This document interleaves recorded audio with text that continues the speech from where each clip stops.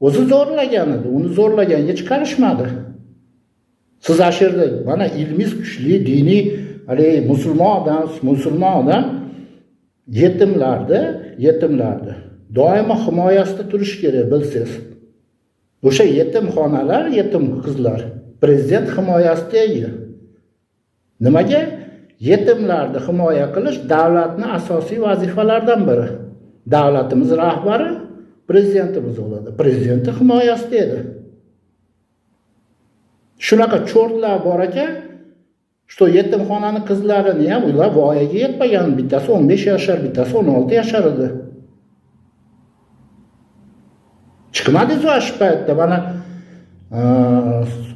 Oliy sudda raisining o'rinbosari, Bosh prokuraturada Svetlana Artikovna press konferensiya berganda shu ma'lumotlarda ashirda bo'lmadingiz-ku. Nimaga bunaqa qilishyapsan deb. Nima unaqa joylarga gapirishga sizda hech qanaqa til zabon yo'qmi? Qanday oddiy fuqarolarni gapirishingiz mumkinmi? Boring edi. Ana u Toshkentda bo'layotgan Parkent tumanida imom xatibi yalang'och holatda ta'sirga tushib, qilgan ishlari chiqib ketdi hamma yoqqa. Indamadingiz. LGBT jamoasi bilan kuchli kurashadigan odamsiz-ku. Nimaga bu to'g'rida mana Namanganda bo'lgan ishni gapirmadingiz? Endi hozir chiqib olib turib bu 9 tasini oilasi bo'lsa, bular yaxshi biladi. Qonun borligi, avvalo konstitutsiya, jinoyat protsessual kodekslar borligi, shunga qarab, undan tashqari ichki ishlarda kasb odobnomasi bor. Borib bir so'rang, nima deb yozilgan? Maslahat qilib, chiqib turinglar, kiyib olay deb yig'layotgan qizni ustidagi narsalarni tortib olish mumkinmi? Yo'q, bu tahqirlashga kiradi aynan. Sha'nini, qadr-qimmatini shularni yerga urish hisoblanadi. Nimaga ko'rib turgan narsangizga o'zingiz qarshi chiqyapsiz? Shuhrat Musayev to'g'ri aytdi sizga. Dedi, qo'ying domla, bu sizning ishingiz emas. Nima qilasiz aralashib? Xo'p, aralashsiz, to'g'ri aralashing. Boring edi shu eringiz bilan mayerga keling deyapsiz. Erini bilasiz, avariya bo'lib ketgan, yotibdi. Shunchalik gaplashgingiz kelsa boring. Chiroyli mashinalarda yurasiz, qiynalib ketmaysiz borib kelganda. Bo'lib ham u yerlar sizga haligi yot joylar emas. O'zingiz ham shu vodiydansiz. Borib, o'rganib, shu 9 ta ichki ishlar xodimiga aytsangiz bo'lardi. Bo'pti, xo'p, kirishibsan, kamerani o'chirib chiqib ketishi keyin suhbatingni davom ettir. Nima kerak bor edi uni kameraga olib? Sizlar o'ylamayapsizlarmi? Guli Ra'noda uni oilasi bor, qarindosh urug'i bor, soliq boshlig'ining qarindosh urug'i bor, oila bola chaqasi bor.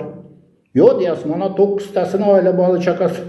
Shu 9 tasi boshlagan noqonuniy harakat orqali bo'lyapti. Tushunmasangiz tushunib oling. Sud endi xulosasini bersin. Prezident aytayotgan gaplarini eshitmaysizmi siz? Prezident o'zi aytayapti, sudda tizimini takomillashtirish, u yerda xolislik yaratish kerak deyapti. Adolatli sud tizimini qo'yishimiz kerak, joriy qilishimiz kerak deyapti doim. Siz shuni tushunyapsizmi? Nima kerak? Fuqaro tahqirlansa, indamay turish kerakmi? Voy qachon suddan tugar ekan. Va nimaga siz aynan fuqaroga meni mana 9 ta shu bilan men qilgan ishi mana shu 9 ta javob bersin desa, Gulirona butun ichki ishlar tizimiga tashlayapti deyapsiz. Qanday hujum qiladi? U haqiqatda adolatni so'rayapti. Tushunyapsizmi? Biz demokratik davlatda bo'lsak, bizda qonun ustuvor bo'ladigan bo'lsa, ertaga siz ham chiqasiz shunaqa narsalar deb. Agar sizga nisbatan biron narsa bo'lsa, ana bu 100 ga 100. Agar ashirda Gulira'nodi o'rnida bittanta katta amaldorni, prokuror, sudyani qizi bo'lib qolganda, singlisimi? Ash paytda hammasi qo'lda narushnik bilan izolyatorda o'tirgan bo'lardi. Bilmaysizmi shuni? Chiqib gapirishdan oldin, tangani ikki tomoniga qarab oling. Kim bo'lsa, nima bo'lsa gapirib ketaveraman deb o'ylamang. Men hozir siz yana odamlarni dayusga chiqaryapsiz, mana shu narsalarni. Bu blogerlar borgani nima sabab? Bizda O'zbekiston, ular prezidentda gaplariga ishonib boradi. Prezident aytayaptimi, qonun ustuvor bo'lsin. Sizlar adolat tarafida bo'linglar. Sizlar menga deyapti, xalqqa shularni nomma-nom, familiyasi bilan ko'rsatib beringlar deyapti. Ular prezident chaqiruviga asosan bo'lyapti. Siz endi bularni kunimizda boshqalarni hammasini bitta to'da, jinoiy to'da mana shunaqa shakllangan deyapsiz. Qanday tushunmayapman? Prezident masalan blogerlar, jurnalistlar haqiqatni yoritinglar, olib chiqinglar desa, siz yo'q, ular bitta to'da olgan deyapsiz. Qanday qilib bunaqa bo'lishi mumkin? Sizga nima hamma narsa mumkinmi? Bo'pti, xo'p. Hali bilmaymiz biz. Aytayapman, u zino qilganini ularni ikki kishini bilmaymiz. Lekin ularni tahqirlayotganini ko'rib turibmiz. Chunki kimdir videosini chiqarib oldi. Videoda hech kim aytmayapti, chiqib turaylik, ayol kishi ekan, haqiqatda oila bola chaqasi bo'lishi mumkin. Kiyib olsin, keyin gaplashamiz. Ular bilyapti, ular jinoyat qilmayotgan. Bular hech qanaqa jinoyat qilmabdi. Ketdi demayapti. Siz buni tushunib turibsiz, aqlingiz bor. Tushunib turib, yo'q deyapsiz. Ona 9 tasini oila bola chaqasi. Bulardaki nima bo'ladi endi? Gulirano shunga qarshi kurashyapti. Bo'pti, xo'p, men mashnaqa bo'pman. Qolganlarga bunaqa bo'lmasin. Qolganlar mashnaqa ishgallarga tushib qolmasin. Mashnaqa tahqirlashlarga uchramasin. Shuning uchun Abror domla sal bo'lsa ham o'ylanib, men sizga yana bir bor aytayapman. Maktab direktori haqiqatni talab qilib, prezident administratsiyasining boshlig'idan yordam so'rayapti. Sal bo'lsa ham tushunib oling.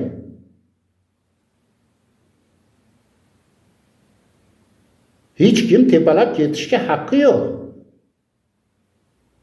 Har xil gaplar qilib, har xil nima qilmasdan, ana endi boringda, mana tayyor videoda tahqirlash ko'rib turibdi.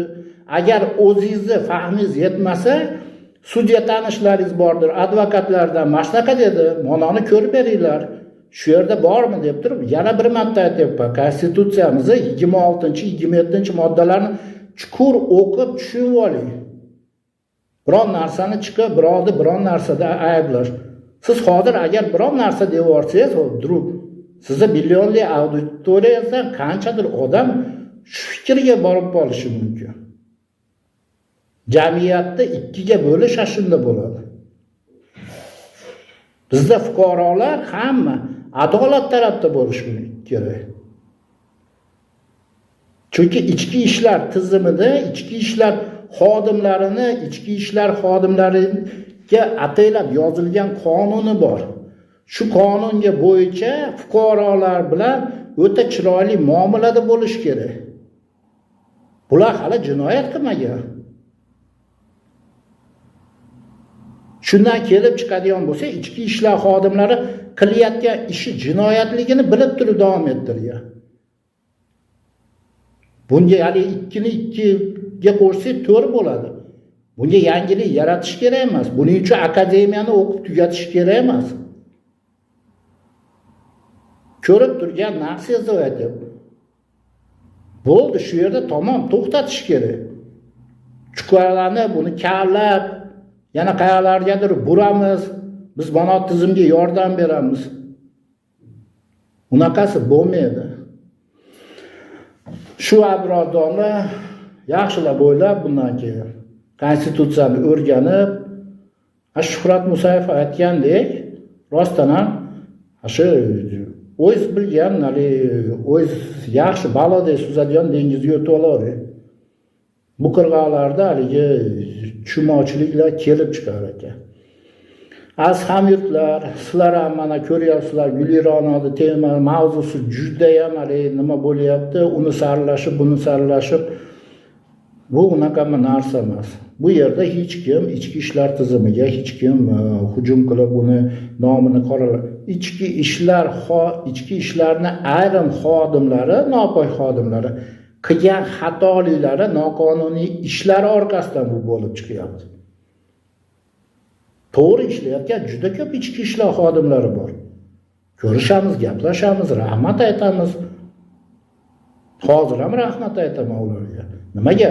Ular jamoat tartibini saqlayapti, jinoyatchilikni oldini olyapti, o'zlarini jonini xavf-xatarga qo'yyapti. Bu bor narsa. Bundan biz hali yo'q demaymiz. Lekin bularning orasida nopoklar ham bor. Ichki ishlar tizimi attestatsiya qilib turadi vaqt-vaqt. Shunaqa nopoylarni ertaroq olib borsa, shu holatlar yuzaga kelib chiqmasdi.